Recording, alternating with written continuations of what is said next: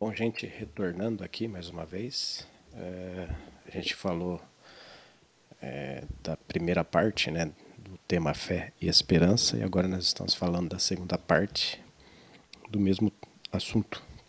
O primeiro assunto a gente tratou,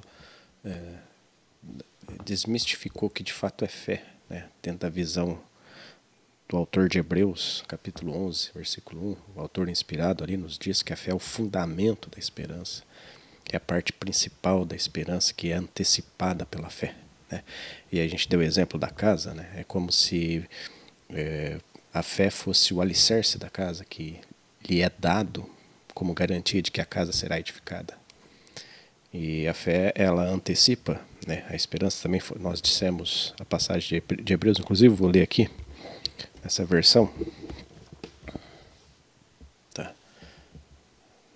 A Bíblia, Novo Testamento, versão Restauração. Uma versão muito boa, inclusive. Tá? Eu costumo ler a Bíblia em várias versões, em várias traduções, porque na verdade, quando a gente estuda uma passagem, quando a gente estuda um trecho da Bíblia, a gente tem que ir aos originais. E depois dos originais, com mais noção do que queria dizer de fato o texto, a gente consegue encontrar daí as traduções que mais se adequam. Tá? E essa aqui é uma tradução boa em relação a isso. Tá? Então eu vou ler aqui para a gente dizer mais uma vez que a fé é a antecipação da esperança. Hebreus capítulo 6, versículo 4 diz assim: Pois é impossível que aqueles que uma vez foram iluminados e provaram o dom celestial, e se tornaram participantes do Espírito Santo. Então, provaram o dom celestial e tornaram participantes do Espírito Santo. Ele está falando de uma pessoa crente aqui, uma pessoa nascida do Senhor, uma pessoa que foi habitada e é habitada pelo Espírito Santo. Aí prossegue no versículo 5. E provaram a boa palavra de Deus. Mais uma coisa relacionada a provar, né? E os poderes da era vindoura. Quer dizer, ele provou a era vindoura no formato de poderes. Tá? Porque as coisas que acontecerão na era vindoura serão sublimes e acabadas, serão totalmente finalizadas. Como, por exemplo, na era vindoura não teremos mais o problema da enfermidade. Né? Quem morrer com 100 anos na era vindoura, lembrando que haverão as nações aqui e ainda haverá morte, só aqueles que ressuscitaram têm os corpos gloriosos, os corpos espirituais, os corpos poderosos, transcendentes. Esses não morrem, os demais que restarem da grande tribulação vão morrer. Mas os que morrerem com 100 anos serão considerados jovens, serão considerados moços, jovens. Hoje, raramente você vai ver uma pessoa chegar aos 100. Nessa época, quem morrer com 100 é jovem. Jovem hoje é uma pessoa de 18 anos, 20. Ora, isso está provado que haverá uma longevidade, uma vida saudável de forma extrema. O que é? Quando você prova isso hoje na era atual, você antecipa esse poder. E isso significa que você pode receber uma cura de uma enfermidade. Né? Então, na esperança não teremos enfermidade, mas na fé teremos a cura. Isso também é o poder de ressurreição, porque o poder de ressurreição paralisa a morte e a enfermidade é uma extensão da morte. Tá? Então aqui a gente percebe que a fé é essa experiência de você trazer algo que aconteceria na esperança. Tá? Mais uma vez a gente tratando aqui de um quadro da esperança. Tem uma passagem também muito legal, agora se falando de esperança, porque é importante notar que a fé e a esperança elas estão juntas, e como a fé ela é a antecipação da esperança, então a gente precisa da esperança como base para a gente trazer algo relacionado à fé. Mas tem uma coisa aqui que é muito interessante ainda dessa questão, é que a fé ela tem um atrativo muito interessante, que ela pode ser a favor da esperança ou contra a esperança.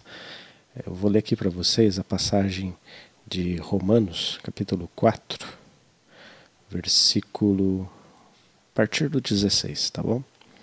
Portanto, é pela fé. para que seja segundo a graça, a fim de que a promessa seja firme a toda a posteridade, não somente a que é da lei, mas a que é da fé que teve Abraão, que é o pai de todos nós. Como está escrito, por pai de muitas nações te constituí, perante aquele no qual creu. Né? Legal essa palavra creu, porque ela tem a ver com o passado. A saber, Deus, o qual vivifica os mortos e chama as coisas que não são como se já fossem. Mais um projeto de fé aqui, um design da fé. Chamar aquilo que não são como se já existisse. Porque fé você tem que crer que aquilo já existe. Segundo Marcos 11:24, tudo que você pedir em oração, creia que recebeu. Mesmo que você não veja. Né? O qual em esperança, isso aqui é interessante, versículo 18, capítulo 4 de Romanos, versículo 18, o qual em esperança creu contra a esperança. É importante notar aqui, nessa passagem, que fala que ele foi postulado, preparado para ser pai de muitas nações. Como pai de muitas nações te constitui. Essa é a esperança. Agora, por que Abraão teve que crer contra a esperança? É aqui que nós vamos fazer a segunda parte, que eu acho tremendo. E aqui a gente vê como Abraão era um homem tremendamente cheio da fé e cheio do temor de Deus. Então, o que era Abraão crer contra a esperança? Em esperança, crer contra a esperança. Então, é nesse ponto que eu quero fechar aqui com vocês esse segundo vídeo. Abraham, né?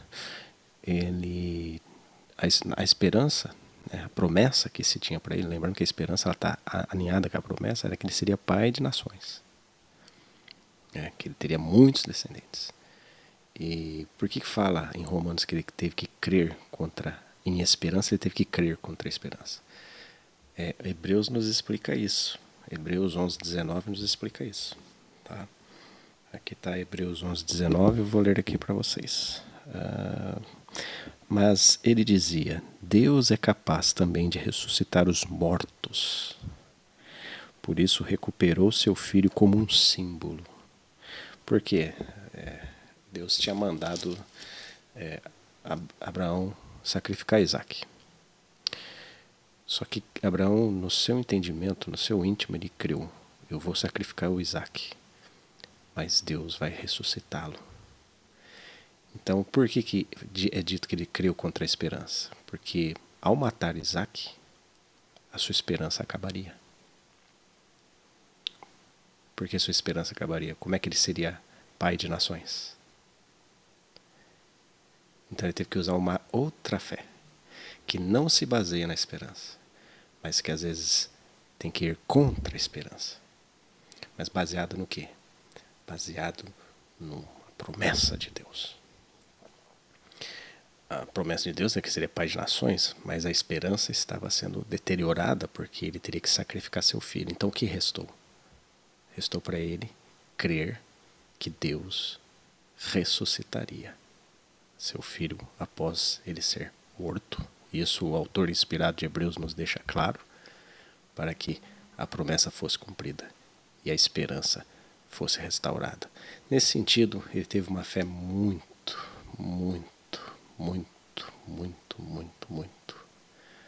excedente, que poucos de nós conseguimos. Por isso que Abraão ele é reconhecido como um homem de fé. E essa é a parte da fé que às vezes vai contra a esperança. Deus te dá uma promessa, de repente acontece uma coisa que parece que arruína aquela promessa. Alguma coisa que você vai ter que tirar de dentro de você, que vai fazer com que você pense, não, em esperança, em uma nova esperança, eu creio contra a esperança que me foi tirada, de que aquilo que o Senhor prometeu em esperança será cumprida.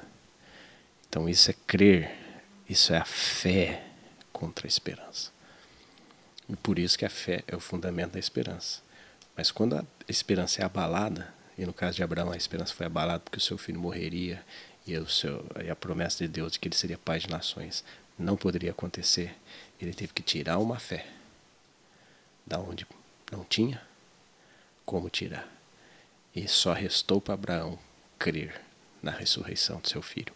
Nesse sentido, Hebreus fala que figuradamente ele foi ressuscitado, que é a figura da ressurreição dos mortos, que é a figura da ressurreição de Cristo, que é a figura da paixão de Cristo. Isso é tão tremendo, essa fé é tão maravilhosa, que o Senhor Jesus teve que aparecer ali, no formato daquele cordeiro. Aí apareceu o cordeiro para ser morto no lugar de Isaac.